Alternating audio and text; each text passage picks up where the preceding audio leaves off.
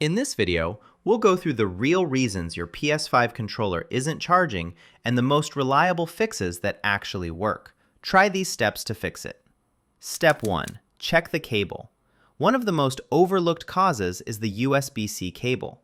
Not all USB-C cables are the same, and many cheap cables only provide power without data transfer. The PS5 controller requires a data-capable cable to establish a proper connection. If you're using a random cable, especially one meant only for charging small devices, the controller may not charge at all. Always test with the original PS5 cable or a high-quality phone cable. Step 2. Change USB port. If the cable is fine, the next thing to check is the USB port you're using. The PS5 has both front and rear USB ports, and sometimes one port may not deliver enough power or may be malfunctioning. Try switching between ports to see if the controller starts charging. You can also test charging through a wall adapter or a power bank.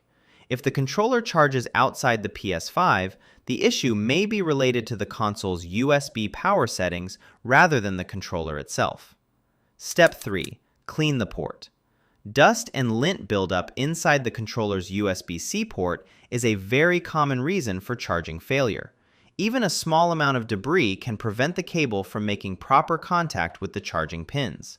Over time, pocket lint or dust can compact inside the port without being visible. Use compressed air or a wooden toothpick to gently clean the port. Avoid using metal objects as they can damage the pins or short the controller. Step 4. Rest mode settings. Many users don't realize that the PS5 can disable USB power while in rest mode.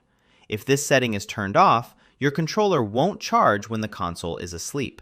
To fix this, go to Settings, then System, then Power Saving, and open Features Available in Rest Mode. From there, set supply power to USB ports to Always or 3 hours.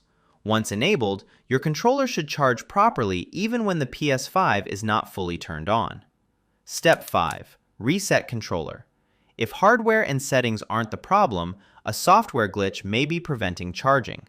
Resetting the controller often fixes this. Turn off the PS5 and unplug the controller. On the back of the controller, there is a small reset hole near the L2 button. Use a paperclip to press and hold the button for about 5 to 10 seconds.